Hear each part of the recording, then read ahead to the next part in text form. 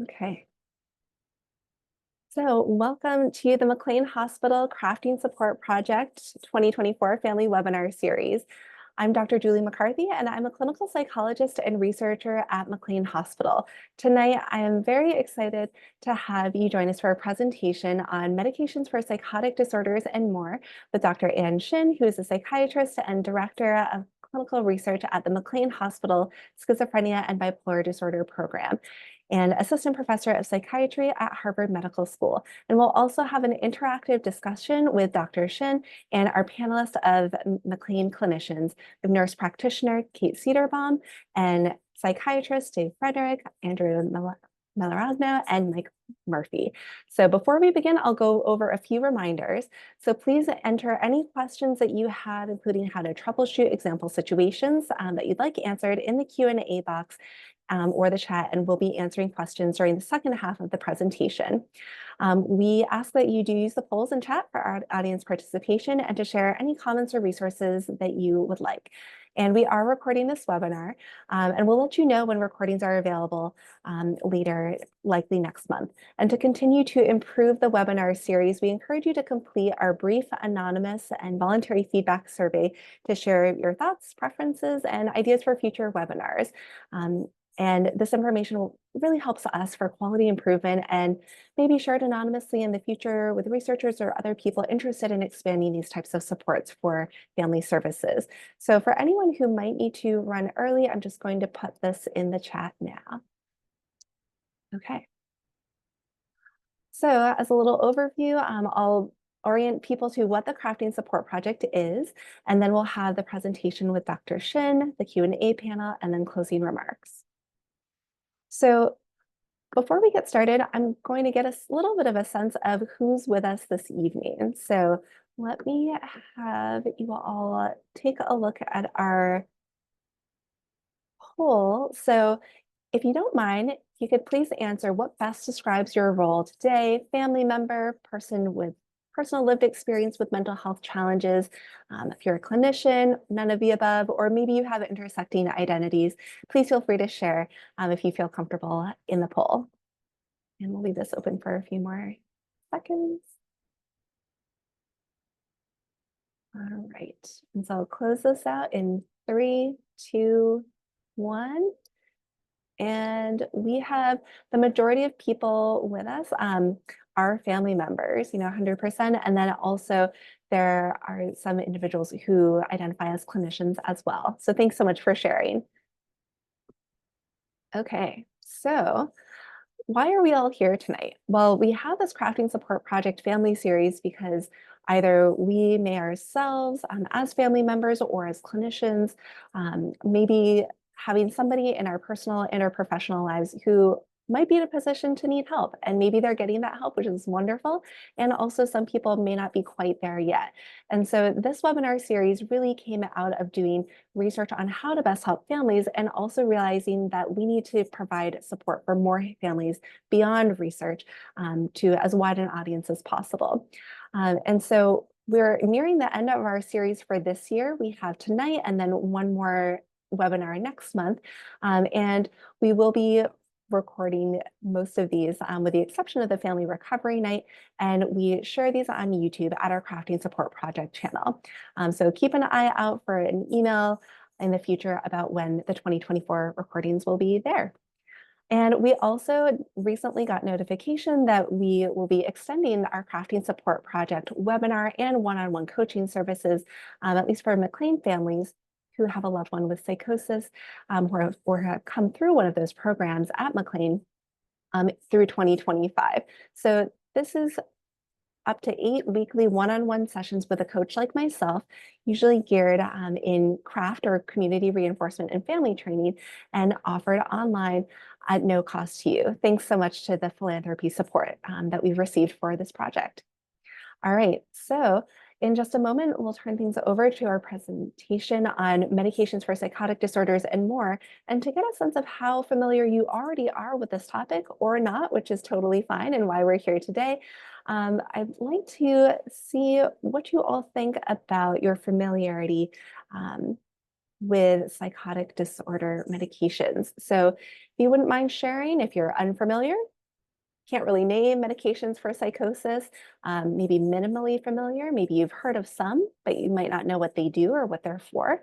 And maybe you've read or learned some more details about medications for psychosis, or maybe you have very extensive familiarity, whether it be reading or discussions with clinicians about medications for psychosis or for a loved one. Okay, so we'll close the poll in 3, 2, 1. And it looks like most of the audience with us today are moderately familiar with medications for psychosis. And also, there are a mix of folks who may be able to learn a little bit more. Some might have a lot of experience with this. And also there are new things coming out about medications all the time.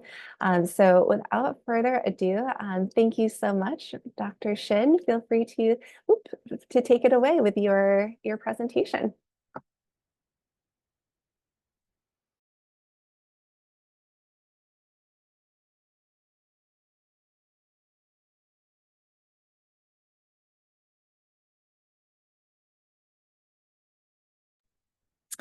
All right, so greetings to everyone joining today, and thank you, Dr. McCarthy, for the introduction and for inviting me to speak today, and for organizing this wonderful crafting support project. I'm really excited to be a part of this crafting support family webinar series.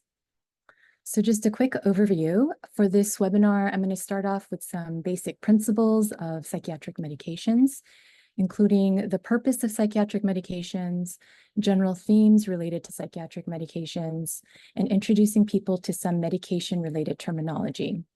Then I'm going to dive deeper into a discussion about antipsychotics, how they are thought to work, whether they're effective, and some of the challenges associated with antipsychotics. Then I'll conclude the discussion by talking about long-acting medications, and also tell you about a newly approved first-in-class antipsychotic medication that was just recently approved called Cobenfy. And though I won't have time to cover other psychiatric medications during the 20 minutes that I'm allotted, I'm happy to share these slides and people can see the overview of other medication classes that I provide in this slide deck if it helps to have a reference. All right, so I think it's important to start with a reminder about why anyone should take medications in the first place. So what is the purpose of medications? And I love this perspective provided in this excerpt from Ellen Sachs. It's a letter that she wrote to her younger self, which was published in the journal Schizophrenia Research in 2020. And for those who are not familiar with Ellen Sachs, she's a professor of law and psychiatry at the University of Southern California, who has lived experience of schizophrenia. And she wrote a book called The Center Cannot Hold, which is a must read for anyone who has schizophrenia or has a loved one with schizophrenia. And in this letter to her younger self that she penned, she talks firstly about the importance of making peace with your illness, which I think is really important. And then in that second paragraph that I show, she also gives advice about how to think about medications. And she writes, if you broke your leg, you'd use crutches because crutches would help you get where you want to go. If you had diabetes, you would take insulin because insulin would help you lead the life you want to lead. If medication helps you do what you want and love to do, read, think, write, go out with friends, have a romance, don't reject it out of hand. Try it, see how it makes you feel, decide if the side effects are tolerable, and ask yourself, does this medication bring me closer to the life I want? So I think it's important that medications are not necessarily ends in themselves, but something that can be used in service of living the life you want to lead. So with that, I just want to highlight some general themes about medications in psychiatry. So psychiatric disorders are highly treatable, and we actually have a large arsenal of psychiatric medications that I will show you. However, we still have a lot more work to do to improve these medications. We don't have a clear understanding of how many of these medications work. And we know that these medications treat symptoms. They are not, they don't cure the illness. And therapeutic effects are, often modest for most people. And so medications alone may be insufficient to treat the whole person. And so it's important to engage other interventions to complement medications. And then another challenge is that medications can have many off-target effects. These are what produce the side effects. And one other point that I'm not going to get into further beyond this is just that treatment selection is not yet guided by any kind of biomarkers, whether it be genetic, other blood biomarkers, or brain MRIs or anything like that. It is really mostly by trial and error. And we often select medications based on avoiding or minimizing side effects. And so I think that there's a lot of room where we can do better in this regard. Okay, so before we launch into talking about specific antipsychotics, I'm going to provide a really quick primer on neurotransmitters and brain signaling. And the reason for this is that I think increasingly this kind of terminology is being used in media outlets, people talking about various kinds of, agonists and antagonists, including GLP-1 agonists and, new medications. So I think this is going to be helpful for a lot of people, even if it sounds kind of jargony. So the human brain contains about 100 billion neurons. And for the brain to carry out its functions, neurons need to communicate with one another and also with the body. And how do neurons communicate with one another? They do this primarily by using a signal in the brain. These are called neurotransmitters, neuro for brain, and transmitter is the transmission, the signal, and a receptor. And the neurotransmitter is like a key. And when it makes contact with a doorknob, that could be our symbol for a receptor, which is a protein in the brain, it activates and unlocks the function of whatever happens behind that door. So this is how two neurons talk to each other. One neuron releases a neurotransmitter, which is the signal or key, and the neurotransmitter binds to the receptor to activate the function of the receiving neuron. So here you see in pink or in blue, these are different neurotransmitters that are being released from the end terminal of one neuron or brain cell. It floats across and then it binds to a protein on the other neuron across this synaptic cleft. So these are just examples of neurotransmitters. I'm sure that many of you have heard of these. People talk about dopamine, serotonin, norepinephrine. There's glutamate, GABA, oxytocin, endorphins, and also acetylcholine. And those are just some of many neurotransmitters. So this is just a bigger picture of the synapse, and this is one neuron. The end of one neuron communicating with a second neuron. And this area, the space in between where they come together is called the synapse. The presynaptic neuron releases the neurotransmitter, the signal, which floats across the synaptic cleft and binds to a receptor on the postsynaptic neuron to either increase the excitability of the receiving neuron and result in other kinds of activities in the cell. Okay, so just a quick, to introduce you to other terminology. We already talked about the neurotransmitter being the natural brain chemical or signal, which is endogenous to our brains. But there are other molecules called agonists. And agonists are chemicals that can stimulate or induce a full biological effect. So if a neurotransmitter is a key that can unlock a door, then something like a bobby pin can also unlock this same door, the same lock. It doesn't have the same chemical structure, but it acts in a very similar way to almost mimic the neurotransmitter. And then an antagonist is a molecule that binds to the receptor but produces no effect. So it's kind of like taking a branch and jamming it into the lock. So it doesn't actually open the door. It produces no effect, but it sits there and occupies the receptor, blocking the effect of other things like the key or the bobby pin to actually unlock the door. So it blocks the effect of the endogenous neurotransmitter. Okay, so now that we have a little bit of the terminology down, let's talk about antipsychotic medications. So this is not meant to overwhelm you I don't mean to overwhelm you with the slide, but we actually have many antipsychotic meds. There are more than 20 different antipsychotic medications in the United States that are available for prescription.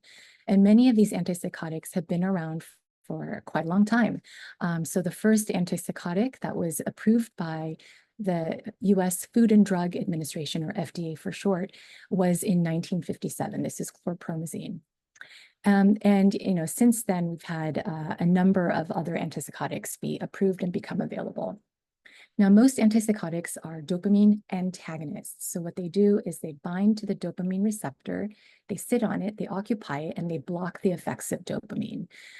So that is the way most of these antipsychotics work. And why is dopamine antagonism relevant to psychosis and psychosis treatment? One of the first modern medical hypotheses to explain schizophrenia was the dopamine hypothesis. And according to this hypothesis, psychosis is associated with too much dopamine neurotransmission. And this arose from the observation that dopamine agonists, which increase dopamine neurotransmission, trigger or worsen psychosis, such as these examples of dopamine agonists are cocaine and amphetamine. Whereas dopamine antagonists, which block dopamine neurotransmission, improve psychosis. And so antipsychotics are dopamine antagonists that improve psychosis. But dopamine blockade also causes many unwanted side effects. So there are many different dopamine pathways, 4 of them. Blocking dopamine receptors in the mesolimbic, one of these blue pathways, leads to the therapeutic effect, but there are side effects associated with blockade in the other pathways. And in particular, there's the nigrostriatal tract, which blockade causes what's called extrapyramidal symptoms, or EPS. So these are symptoms like Parkinsonism, dystonias, which are painful muscle contractions, akathisia, which is motor restlessness, and tardive dyskinesia, which is something that occurs after chronic exposure to antipsychotics over months to years. It can also cause neuroleptic malignant syndrome, and then also blockade of dopamine receptors in the tuberoinfundibular tract, which connects to the pituitary gland, can lead to abnormal prolactin release called hyperprolactinemia. So hyperprolactinemia, EPS, all of these things can be caused by the same mechanism that actually is intended to cause a therapeutic effect with the antipsychotics. So some of the antipsychotics that have been developed a little bit more recently, such as aripiprazole, cariprazine, and brexpiprazole, actually work slightly differently in that they block dopamine less strongly. They're actually called partial agonists, and they have lower intrinsic activity at the receptor than a full agonist. So this is a full agonist in this red line. This is the thing that mimics the actual neurotransmitter. So it causes a full effect. An antagonist has no effect. And the green line is a partial agonist. And it can act either as a functional agonist or a functional antagonist, depending on the surrounding level of the endogenous neurotransmitter. So in a part of the brain called the prefrontal cortex, where cognition is thought to be housed, dopamine levels in schizophrenia are thought to be deficient. And in that case, a partial agonist can actually help with dopamine function. But in the striatum, where dopamine concentrations are thought to be in excess in psychosis, a partial agonist can function as an antagonist. So you can have these differential effects with the same medication, potentially, with these partial agonists. So that's kind of interesting. And then many antipsychotics, in fact, all the atypicals, these are all the second generation antipsychotics, also block serotonin receptors in addition to blocking dopamine receptors. And you might think, well, what's the relevance of these 5-HT2A serotonin receptors? Well, it's interesting to know that hallucinogens like LSD are 5-HT2A agonists. They, they activate these receptors and cause psychotic-like symptoms, whereas many 5-HT2A antagonists, including atypical antipsychotics, block the psychosis-inducing effects of LSD and LSD-like drugs, including mescaline and psilocybin. So do the medications for schizophrenia work? There's a kind of study called a meta-analysis, and this is a study of studies. And in this meta-analysis, they looked at 15 different commonly prescribed antipsychotics and found that with the exception of clozapine, which is this very special medicine that we have, which stands out from the rest in terms of its superiority, antipsychotics all have similar efficacy and are all more efficacious than placebo. So yes, this would be placebo. If any of these lines were close to this 0, it would mean that they're no better than a sugar pill. But all of them are better than placebo. They're better than sugar pills, and clozapine is the most efficacious. Importantly, a recent meta-analysis, a study of studies, also found that antipsychotics are not just good at reducing symptoms, they actually reduce mortality in schizophrenia. I think this is really important. This is a relatively new finding. So this red line here represents the null value of 1, and estimates that are lower than 1 have stronger mortality reducing effects. And as you can see, antipsychotics reduce all-cause mortality, mortality from suicide, and mortality from natural causes. So I think this is a really important thing that antipsychotics can do for people with schizophrenia. But this is where we start to think about the problems and the challenges. Not all people with schizophrenia respond to antipsychotic medications. About a third of people don't respond to the first-line antipsychotic treatments. And for this group of people who are considered antipsychotic resistant, we have clozapine. And clozapine, again, as I mentioned, is the most efficacious treatment that we currently have. And it's reserved for people with treatment-resistant schizophrenia, that is, those who fail 2 or more non-clozapine antipsychotics. But unfortunately, 21% of people with schizophrenia are also resistant to clozapine. And for this subset, unfortunately, our best medication doesn't work. So again, clozapine is currently the only indicated and evidence-based pharmacologic treatment for treatment-resistant schizophrenia. There are really strong potential benefits. Up to 75% of first episode psychosis patients who don't respond to a prior antipsychotic might respond to clozapine, but there are a lot of potentially serious risks, including neutropenia, which can lead to serious infection and death. And it is why people who want to be treated with clozapine have to be enrolled in a clozapine registry to have regular blood monitoring. Clozapine can also lead to metabolic disturbances. Sometimes like 30 pounds in the first year.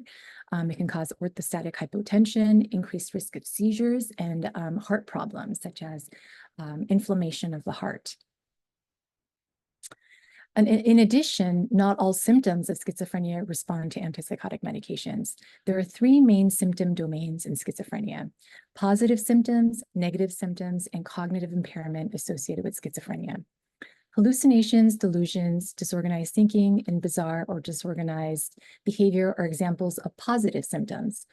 Positive symptoms are called positive because they are in excess of what might be considered a typical experience. Negative symptoms are deficit symptoms such as apathy, loss of motivation, reduced expressivity, and reduced social interactions. And then the third domain of symptoms is the cognitive deficits. These include difficulties with things like attention, processing speed, and working memory, which is the ability to hold and manipulate information online. Unfortunately, current antipsychotics are good at treating the positive symptoms of schizophrenia. However, they are much less effective for the negative symptoms, and they don't have much of an effect on cognitive deficits. And unfortunately, negative symptoms and cognitive deficits are the symptoms that are the most strongly associated with functional impairment and poor outcomes in schizophrenia. Another challenge is that antipsychotic medications can cause serious side effects. I already mentioned the EPS, and with clozapine, as well as other antipsychotics, you can have a lot of metabolic symptoms, including weight gain, insulin insensitivity. The neutropenia, which I mentioned, comes with clozapine, and it can be associated with clozapine, and most antipsychotics actually also lower the seizure threshold, increasing seizure risk. Antipsychotics can also cause side effects that impact functioning and quality of life, as listed here. And medications can also have complex personal meanings and associations. Beyond side effects, people may wonder, who's the real me, the me on or off medications? Does taking medications confirm that I'm weak or damaged? This is the impact of stigma and self-stigma. There can also be concerns that medications are a form of mind control if a person is highly suspicious about medications, among other concerns. And for all these reasons, whether related to the perceived lack of efficacy, side effects, stigma, or because of illness factors, whether it be poor insight, difficulty with organization, or cognitive deficits, non-adherence, i.e. people not taking medicines, is very common actually among people with schizophrenia. And in one very large comparative antipsychotic effectiveness trial from 2005, a major observation was that 74% of patients discontinued antipsychotics over the 18-month study period. And of course, these medications cannot work if a person does not take them.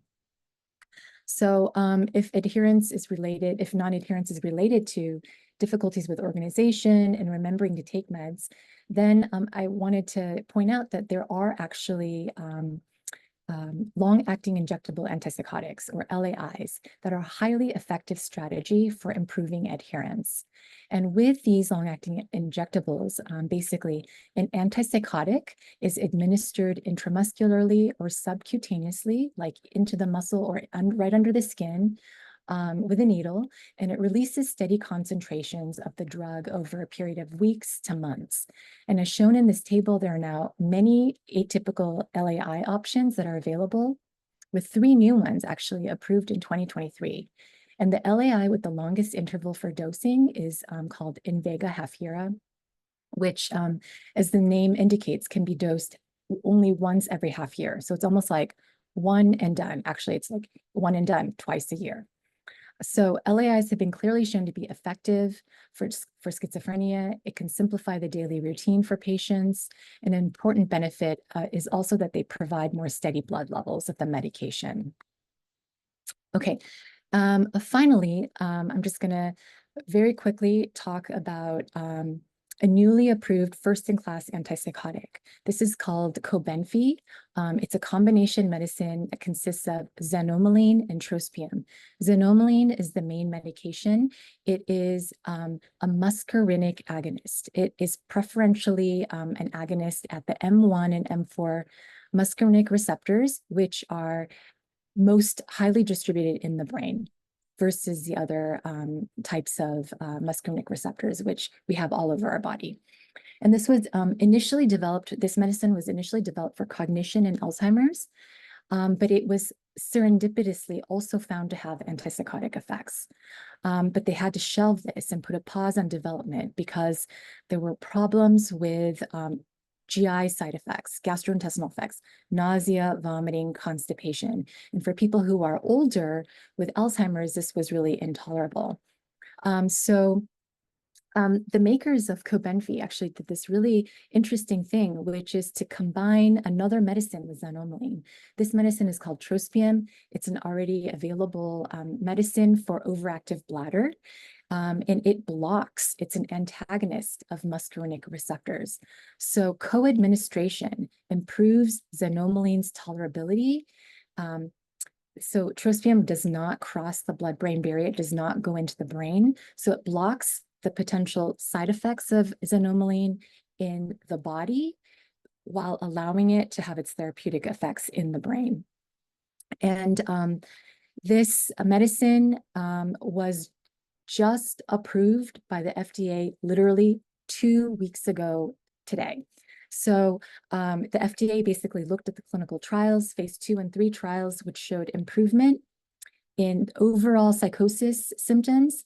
This includes positive symptoms, so like the hallucinations and delusions, also reduced negative symptoms. As I mentioned before, other antipsychotics have not been great at reducing negative symptoms. So this is something that's relatively special about Cobenfy. And also something to note, which is really significant, is that compared to placebo, there was no increase in EPS and no increase in weight gain. So in terms of the side effect profile, this is going to be a very, very different medication than all the antipsychotics that we currently have. Unfortunately, it does have side effects. Even though it has trospium to block the nausea and vomiting, people did still experience some GI symptoms. Okay, lastly, there's another muscarinic modulator in the pipeline called emraclidine. And actually, so just really quickly, Cobenfy was developed by a drug maker called Karuna. And I don't know if people heard, but like in 2023, Bristol Myers Squibb bought Karuna for like $14 billion. So that was like a really big deal. And in the same year, last year, emraclidine, which was developed by a company called Cerevel, was also bought by a big pharmaceutical company called AbbVie. And so emraclidine is clinically undergoing phase 3 trials, but this is also a modulator of muscarinic receptors. It's M4 selective. It binds at a slightly different site. And phase 1b trials showed improvement in positive symptoms, negative symptoms, very similar to Cobenfy. And just like Cobenfy, there were no differences in weight gain or EPS compared to placebo. And interestingly, this medication, emraclidine, also had no GI side effects. So very, very interesting. Anyway, so take-home points are that medications should be used in service of living the life one wants. We have a large arsenal of antipsychotics and other medications to treat psychotic disorders, but they don't work for all people or all symptoms. These drugs affect multiple targets, have many side effects. People can have complex relationships with their medications. It's not uncommon for people to stop their medications. Long-acting medications, thankfully, are available. And with newly approved medications, the treatment options are expanding. And remember that medications are not the only treatment modality. It's important to engage other interventions to complement medications. But all this is to say that there's a lot of room for hope. And I think this is a great time where our toolkits are expanding and the options available for people with schizophrenia and other psychotic disorders is getting better. So thank you for attention, and I will stop here. Thank you so much for that wonderful presentation, Dr. Shinn. And I'm so pleased to move into our Q&A panel discussion in just a moment. So in addition to Dr. Shinn, we also have joining us Kate Cederbaum, nurse practitioner for the Program of Assertive Community Treatment, or PACT program at McLean, Dr. David Frederick, medical director of our residential program, Appleton House, Dr. Andrew Melaragno, medical director of the Community Reintegration Unit on North Belknap 2, and Dr. Michael Murphy, staff psychiatrist at our first episode psychosis clinic, McLean on Track. Thank you so much for being with us. I'll stop sharing my screen so we can all be on the screen together. So feel free to put any questions in the chat or Q&A. We already have a couple of questions that have come my way. So one would be, can you speak to the role of antipsychotic medications treating bipolar disorder? Because sometimes we do see people who have bipolar disorder, perhaps with psychotic features, or maybe there could be a question of that as well.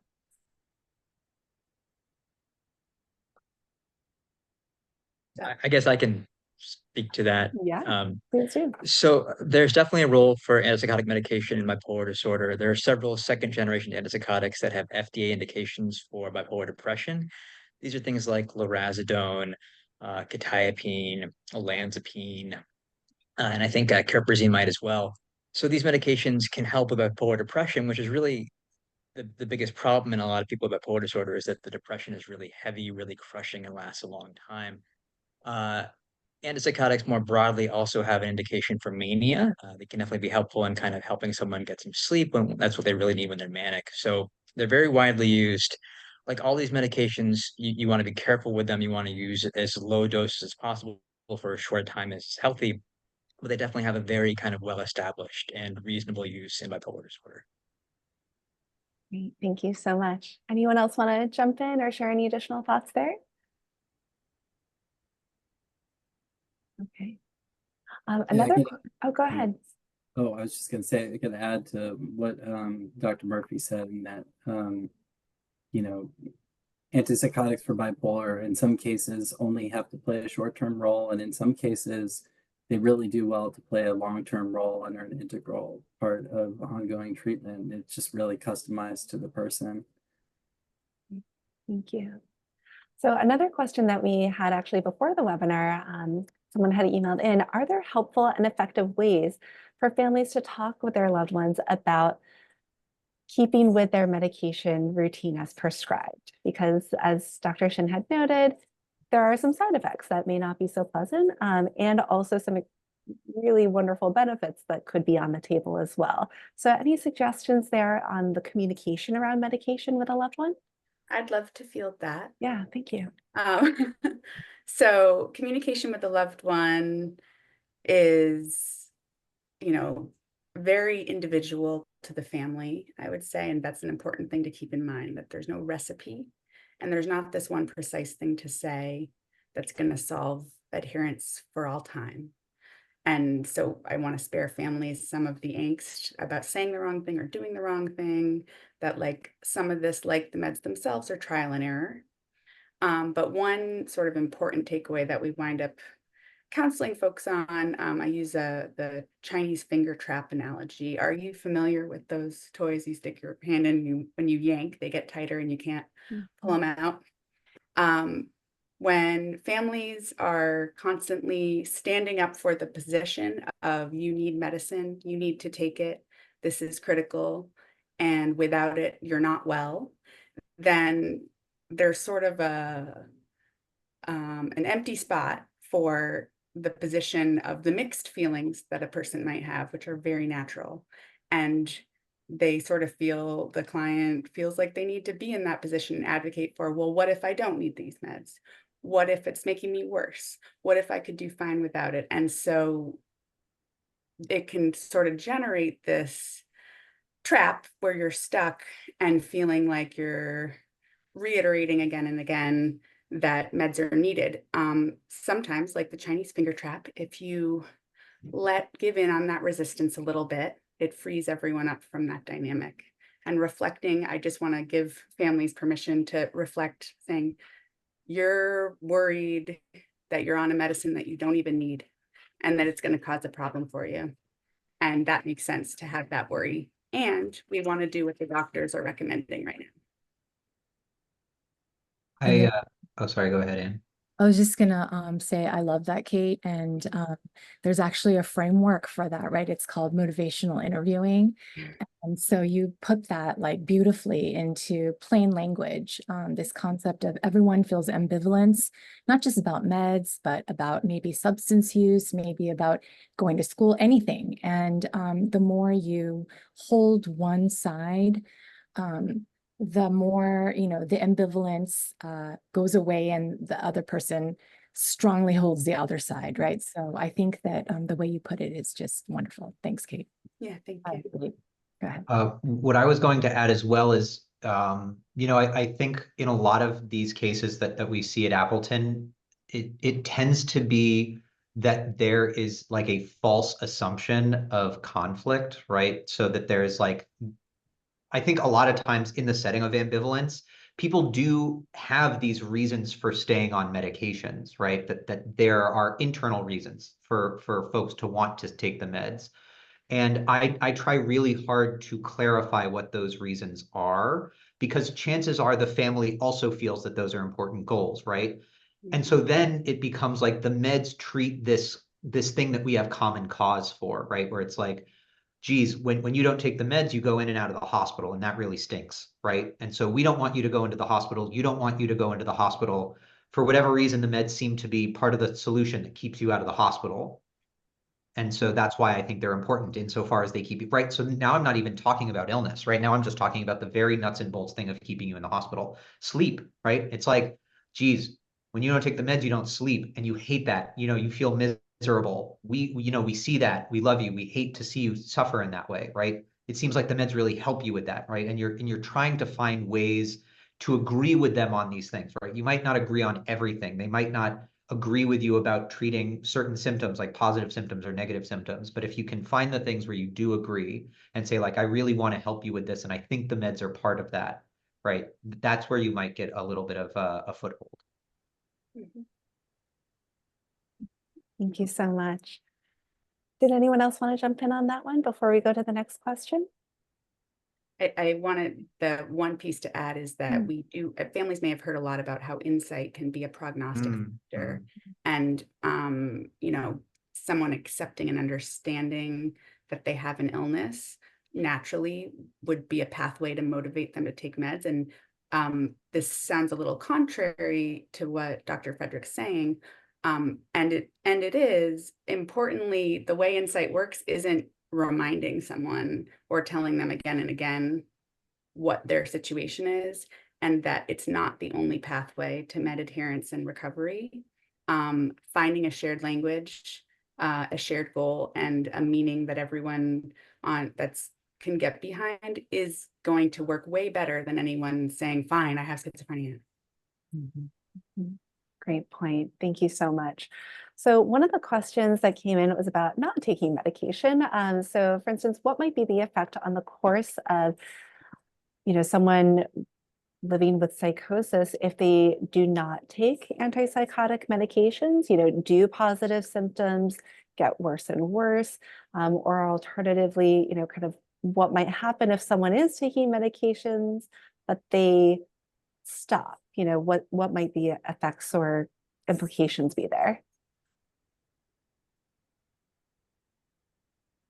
I think it very much depends. So there are some decent large scale studies that show that a sizable minority of people can actually do really well not taking medications. They can have an episode of psychosis, have remission, or have a low level of symptoms, but be off medications and do just fine.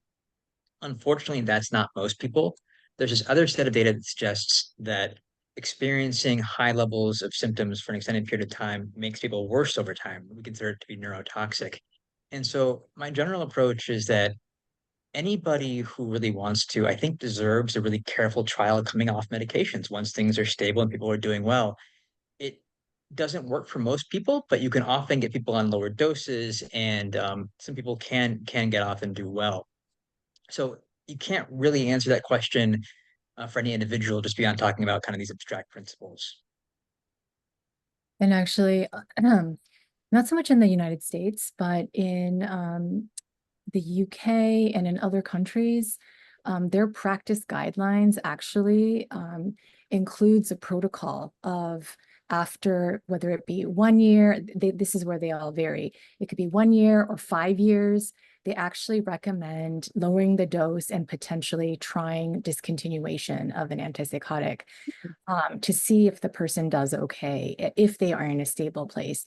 The United States, the American Psychiatric Association guidelines actually don't include that. They actually consider this to be, a chronic type of thing, and that it is better to stay on medicines. So there are some differing opinions on that from country to country, but there are differences in opinion, and so I think that is a valuable thing to try. One thing we do know is that repeated acute episodes of psychosis is associated with a more difficult long-term prognosis. And there's some guess that this has to do with, essentially injury to the brain after repeated exposures to these events of psychosis. And that can create a lot of anxiety, saying, oh, we can't have this happen again. But the important thing to think about is that stability begets stability.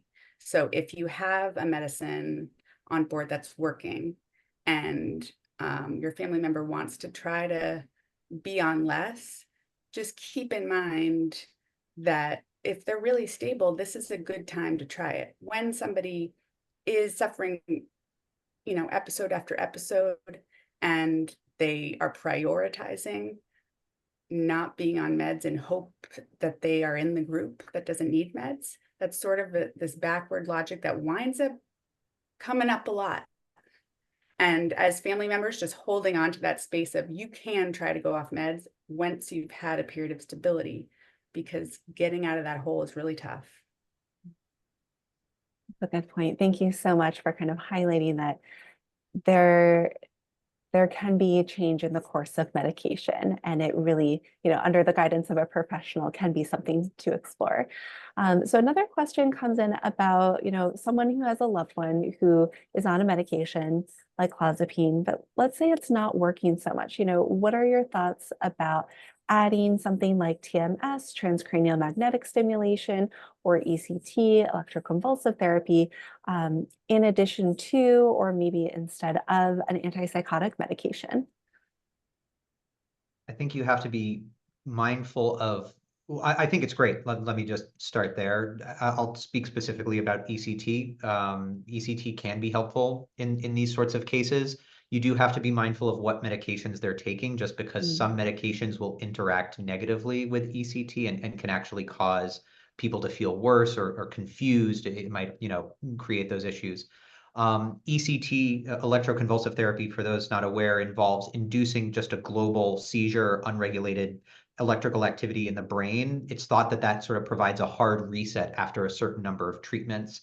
It differs from TMS because TMS is focal, so it alters the transmission of signals in a very specific region of the brain, which is great if you know which parts of the brain are implicated in which function or which role, right? And so right now, a lot of the research on TMS is done around depression, because we know if we modulate this one area, the dorsolateral prefrontal cortex, which is word salad, I don't expect you to know that, but if we modulate this one area, right, over time we can see improvements because we feel like, or we have confidence that that region of the brain is implicated in depression.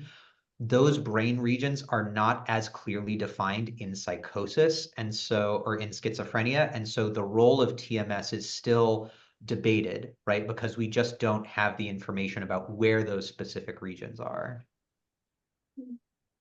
And just a shout out for if you're having an insufficient response to an antipsychotic alone, circling back on your diagnostic clarification to ensure that there isn't a significant mood component that needs a mood stabilizer, because even though they're indicated for mood stabilization, antipsychotics often are insufficient for various stages of either acute mania or depressive symptoms, and that can exacerbate the presence of the psychotic symptoms.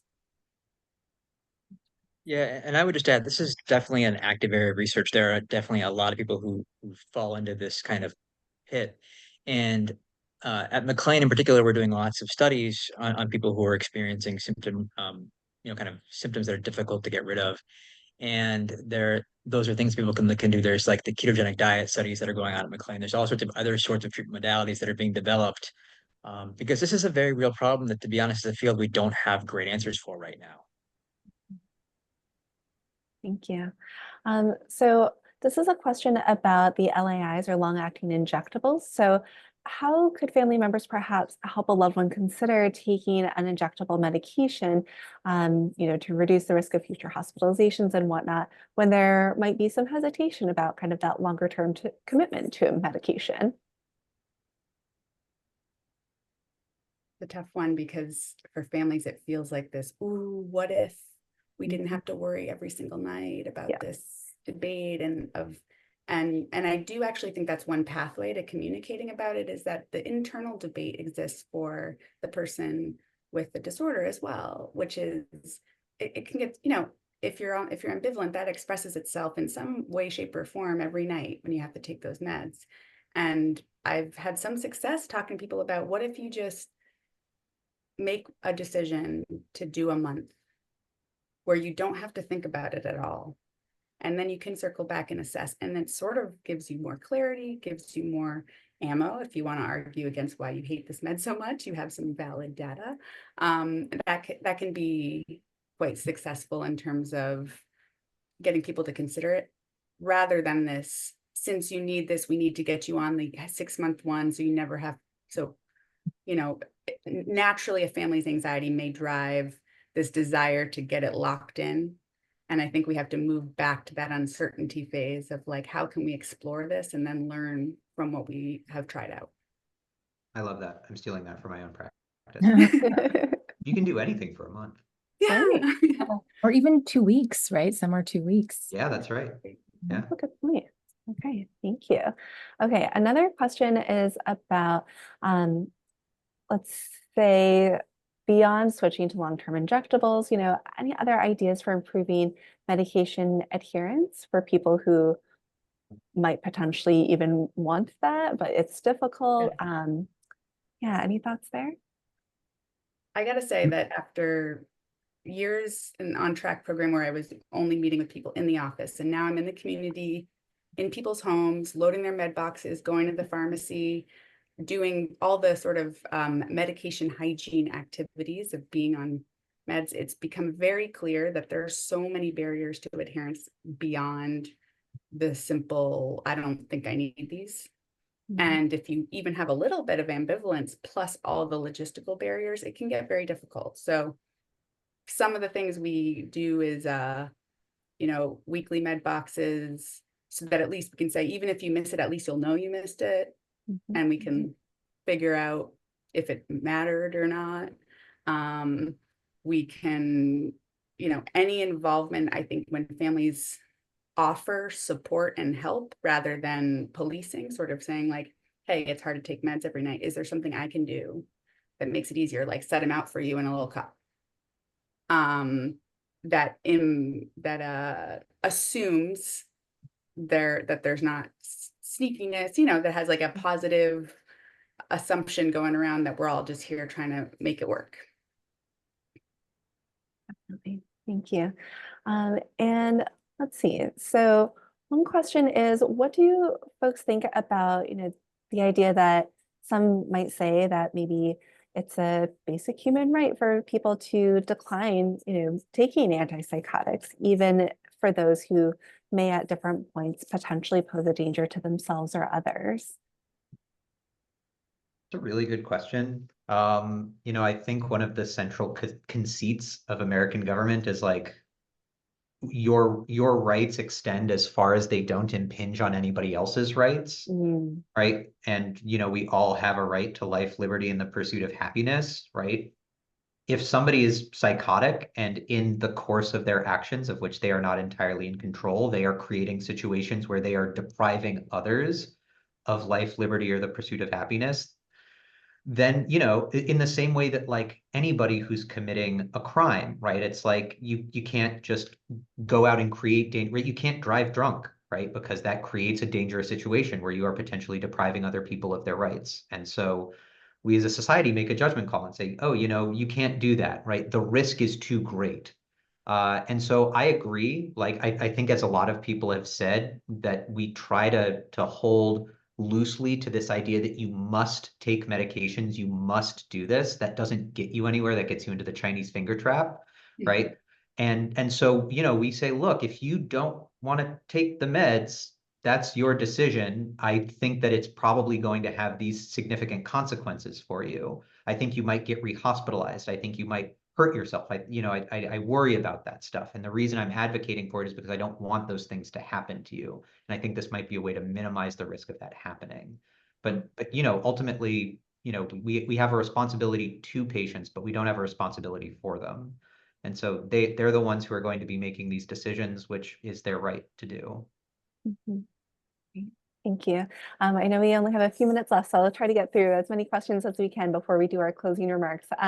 So have the new medications that have recently come out improved the cognitive deficits as well as some of the positive and negative symptoms, to anyone's knowledge?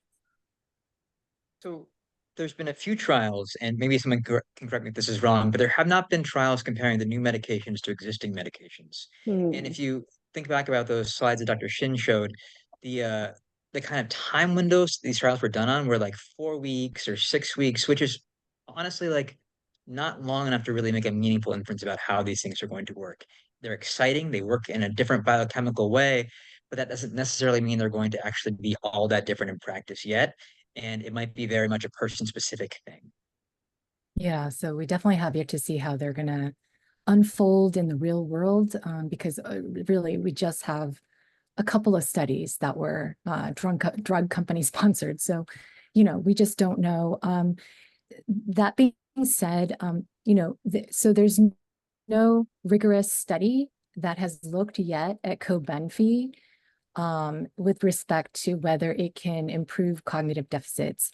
But, it's just scientific from a scientific perspective, the potential is there. Again, it was developed to be a pro-cognitive medicine for Alzheimer's disease, and that was the initial and original design for it to be pro-cognitive. I think there is one study, but it wasn't, a rigorous one. It was sort of like looking at, the subset of patients who might have done the phase 1 or, phase 2 trial. And overall, that study, which the primary outcome was not intended to be cognition, but they kind of tried to look backwards at it and like a post hoc analysis. And what they found was that the overall signal was not significant for cognition. But when they did a sub-analysis looking at different subgroups, they found that, with a certain small group of individuals who did have more deficits cognitively, that there might be something there. So it's, nothing definitive, but it's like promising. So it's just promising at this point. Yeah, thank you so much. And maybe we'll just end with one last question. So this question is about, how things change over kind of the developmental life course. So, how might physiology change with age and the potential for medications maybe not being as effective over time or maybe many years? And how might someone recognize that a change is needed over a longer course of medication? This could go both ways, actually, because you can see physiology changes as people age, and one of the ways in which it changes is it actually changes how drugs get broken down by the body, and mostly drugs get broken down slower as people get older and get cleared out of the system by the kidneys slower. And so you might find actually that people need lower doses when they get quite advanced in age. On the other hand, we do see people sometimes need higher doses over time. Usually it's like kind of when they have on and off courses, or they have to be in and out of the hospital, they're going on and off meds, but the brain receptors do adapt to the medication being there, and we get this kind of process where the number of the receptors can decrease over time and they become less sensitive to the drugs. And so sometimes people do require higher doses, but it's really the reason to stay in touch with your clinician, because and be closely monitored, no matter how good things are going for a long time, because that's something that you'll pick up on, and it only can work if you are in close touch with an expert who's monitoring the situation too. Great. Thank you so much. I apologize we don't have a chance to get to all the questions in the chat, but if we are able to get any input from our panelists after the webinar on some of these inquiries, I will be sure to share them with the group. So I'm going to just share my screen to go over a few closing remarks. So, we have talked about a lot to do with medications today, and you may have more questions or want to talk with other family members about what they know about this topic as well. And we have at least some McLean resources here on different support groups. And we have our feedback survey that I just put in the chat, so feel free to take a moment to complete that so we can really learn how to best tailor these webinars to your needs. And then looking ahead, we want to thank you so much for everyone who's made this work possible. And our next webinar in November will be Thursday, the 14th from 5 to 6 p.m. Family Recovery Night, Sharing Stories of Hope, where we'll hear from people with lived experience with psychosis or other mental health concerns, and a family member to hear both sides of the recovery journey. And thank you so much for coming. We also have every month, and it seems like an updated resource list that I will also share in the chat. And if you have any questions or suggestions, feel free to contact me, jmccarthy@mclean.harvard.edu, about any suggested resources that might be of interest to the group. And thank you again, Dr. Shinn, and to all of our panelists. And we will hopefully see you all next time. Take care. Thank you.